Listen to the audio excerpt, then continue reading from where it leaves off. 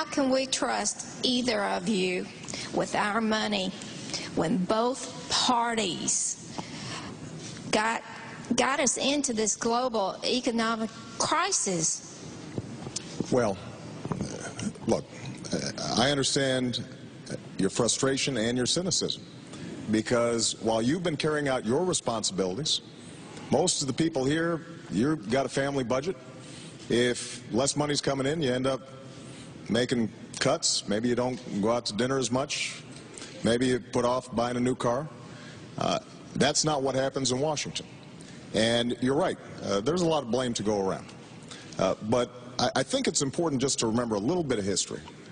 When George Bush came into office, we had surpluses. I think it's important just to remember a little bit of history. This graph is of the 1962 to 2006 percentage of GDP, and it features revenues and outlays. The blue line is the revenues, which represents the tax revenues as a percentage of GDP. And the brown line is the outlays as a percentage of GDP, outlays being expenditures. The circled area is the budget surplus years of the Clinton administration from 1999 to 2001, where the revenue line was above the outlays line. And of course, this circled area is the area that Senator Obama is talking about when he says the last 4 years of the Clinton administration was in surplus. But the history lesson is in how did it happen, not that it did happen. The late 1990s and 2000 budget was dominated by two major economic events. The first was the increased tax revenues being generated as a result of the dot-com boom, and the second was the massive cuts in defense spending. I think it's important just to remember a little bit of history. Here's a simple graph of the NASDAQ closing index price multiplied times the volume as an indication of the potential tax revenues associated with capital gains plus the investment enthusiasm of the dot-com boom. The dot-com boom started when Netscape went public in 1995, and that point is marked on the graph. And in March of 2000, the NASDAQ peaked, marking the end of the dot-com boom.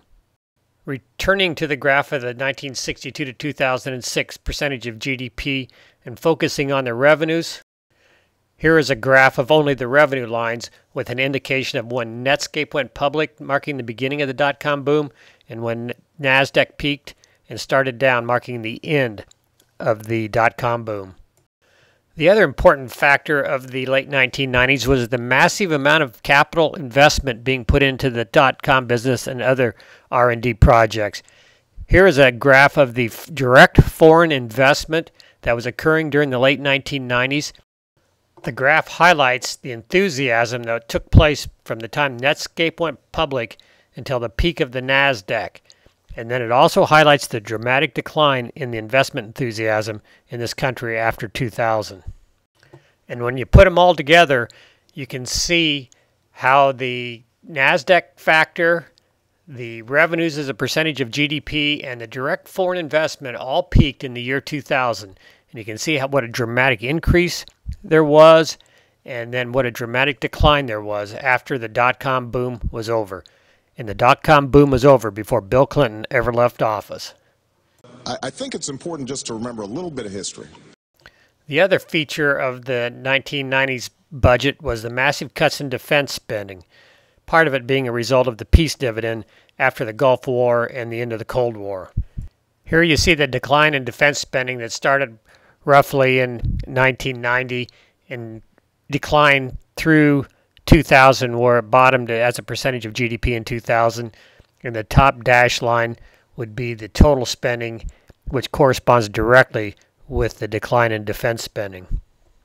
You put a temporary bump in revenues and a dramatic decline in defense spending, and we ended up with budget surpluses from 1998 to 2001. I think it's important just to remember a little bit of history. And that history lesson is that as soon as the dot-com boom was over, jobless claims began to increase.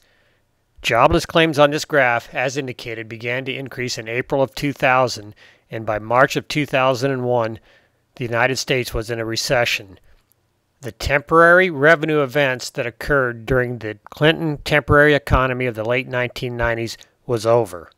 And they were over before Bill Clinton ever left office. And then 9/11 occurred, followed by increases in defense spending. There were also other factors like the aging population and so on that enter into the equation, but what was highlighted were the major events of the time. I think it's important just to remember a little bit of history. Senator Obama, are you advocating a cut in defense spending, as this was a necessary component to the budget surpluses? Senator Obama, how are you going to encourage direct foreign investment into this country as occurred in the late 1990s?